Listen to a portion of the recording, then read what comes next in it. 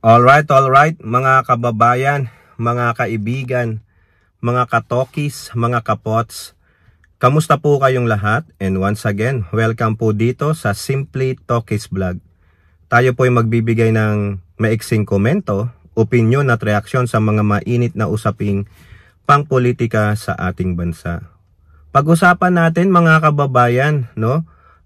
Ito pong inyong isang senador na si Amy Marcos Manotoc ay haharangin po ang ombudsman bid, no, ni Secretary Boying Rimulya ng DOJ. Gagawa daw po ng paraan si Amy Manotoc para hindi po maging ombudsman si Boying Rimulya. At ganun din po mga kababayan, itong District Engineer ni Joel Isalayer umamin po mga kababayan. Ito na po yata yung tinutukoy ni Pampilo Lacson na isang District Engineer na dyan sa Bulacan na tinanggal na po na inappoint ni Senator Mark Villar nung time niya bilang Secretary ng DPWH. Mark Villar, nakita mo yung inappoint mo? Joel Isalayer, nakita mo yung barkada mong district engineer diyan sa Bulacan na itinatatwa mo ngayon? O di ba mga lang kayo, mga Pontius Pilato, mga animal. Ha? Okay? So shout out po lahat sa inyo and may God bless us all. So unahin natin mga kababayan itong pag-amin ng ex-district engineer diyan po sa First District ng Bulacan na si Henry Alcantara. Ito po yung tumiba ng malaking pera na district engineer na ito yata yung sinasabi ni Lacson, di umano, na salary grade 22 lang, merong relo na milyong piso. Isang relo lang, milyon ang halaga. At laging nagkakasino, na nagpapatalo ng milyon sa kasino. Okay? At meron pa siyang isa dyan kasama. Kasama niya dalawa pang empleyado ng DPWH dyan sa district office malamang sa Bulacan noon. Biruin ninyo.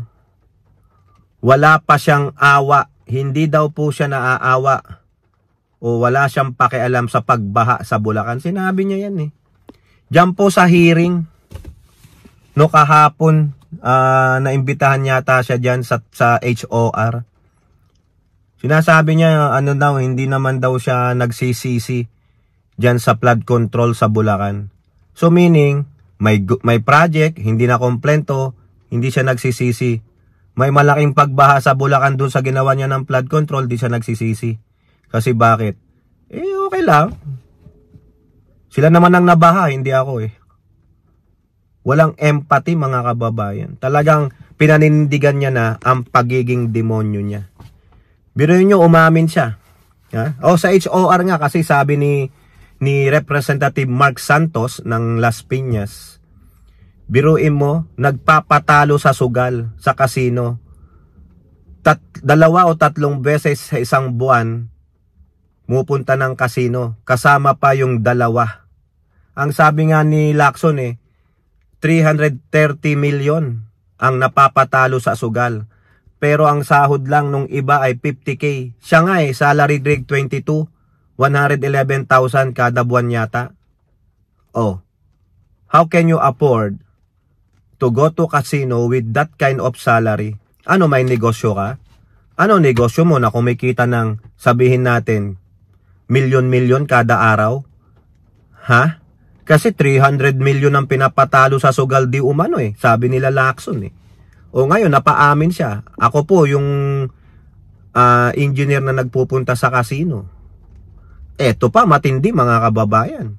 Sinabi rin ni Joel Chua, representante ng Maynila, na gumagamit siya ng fake identification card para makapasok sa casino. So therefore, hindi nila alam na siya yung si Henry Alcantara na district engineer ng Bulacan, government employee siya, may peke siyang ID. O ano yan? Forgery. Tawag dyan. May kaso ka pa. Hindi lang graft and corruption, forgery of documents, public documents, kasi ID yan. Diba, sino yung nagpo-forge ng ID sa inyo? Dapat, imbestigahan din yung casino na pinupuntahan niya. Paano siya nakaka-accumulate ng mga ganyang identification? Sino nag-advise sa kanya niyan? Diba, Joel is a liar? Hindi mo alam yan? Wala kang alam dyan? Hindi mo kilala si Henry Alcantara? Joel is a liar? Umamin na, oh. Umamin ka na rin kasi, Henry Alcantara, na sino ang padrino mo. Sino ang padrino mo? Di ba mga kababayan, nakakahiya. Baka hindi lang siya ang district engineer na ganyan. Baka may mas malala pa. Tignan nyo yung si Kalalo. Ha? Yung gustong suhulan si Representative Libiste. 360 million. Cold cash yun mga kababayan. Kung yun nga, pwede nilang ipang suhol eh. Yung pa kayang ipatalo sa sugal yan. Easy money kasi hindi nila pinaghihirapan. Sa trilyong pondo ng Pilipinas kada taon, maliit lang na porsyento yan. Baka nga 1% lang mga kababayan. Diba? Nakakahiya. Paano nila pilander ang kaban ng bayan? Dapat sa mga yan, bitay na rin mga kababayan. Bitay na. Kakakapal ng mukhang gumawa ng ganyan eh. Heinous crime? Walang bitay eh. Bitayin ninyo. Silya electrica nyo o lethal injection nyo, ewan ko lang kung di magkandara pa yan. No, tapos, si Alcantara, kasuhan nyo na kasi. Makakatakbo pa yan eh. Makakatakas ba? Nakakulong ba siya? Hindi, pinauwi rin. Ano gagawin sa kanya? Wala, tatakbo na yan, tatakas na yan. Di na makikita yan sa next hearing kung ipapatawag nyo. Diba? Wala eh. Ano sabi ni Ben Tulfo? Bakit gumagawa pa ng hearing sa Senado? May ombudsman naman. Trabaho ng ombudsman yan. So tinatanggalan nyo ng power ng ombudsman o inu-influensyahan ninyo.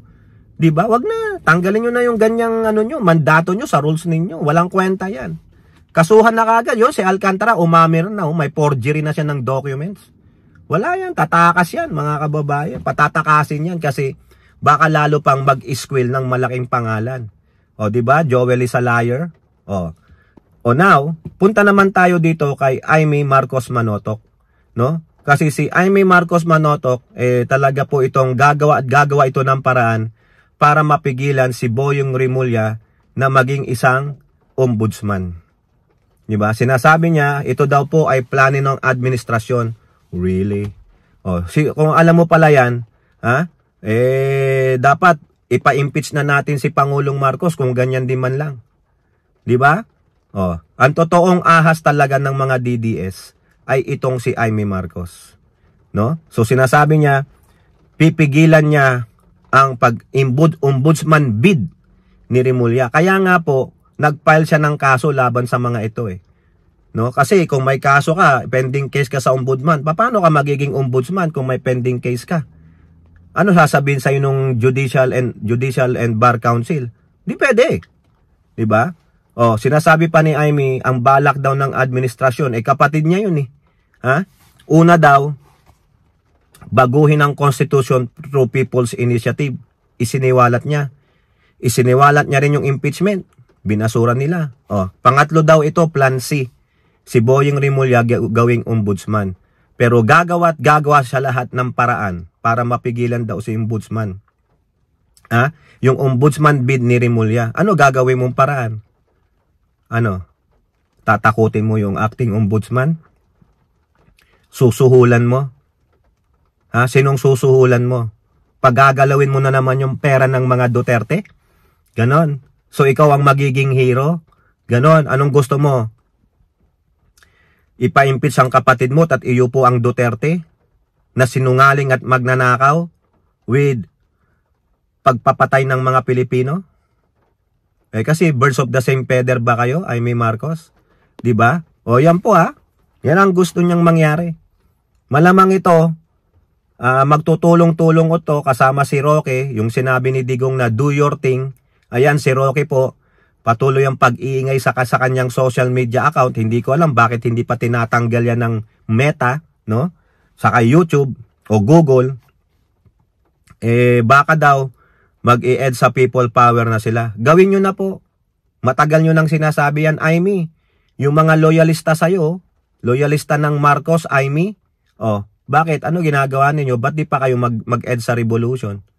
Gawin ninyo. Para malamang walang bababang Pangulong Ferdinand Romualdez Marcos Jr. sa 2028. Bababa na lang yan pag eligible na si Vico Soto. Di ba? O ano, antayin natin yung magiging galaw ni Amy na pailalim. Baka gagamit iyan ng pera ng China para po mapigilan ang ombudsman bid ni Boying Remulla at yung iba pa na mga kilos nila para pabagsakin ang Pangulong Marcos Jr. sa pwesto. Ha? Kailangan magbantay din tayo kasi ito pong mga Duterte, kasama dyan si Amy Marcos Manotoc, ay mga pro-China po yan. No, malamang, alam nyo na, makwarta po ang China eh. No? Tingnan natin, magiging galawan itong si Amy Baba. Okay, kayo po, ano pong inyong masasabi? Comment down below and don't forget to like and share. Hope to see you in the next videos. Bye-bye, God bless.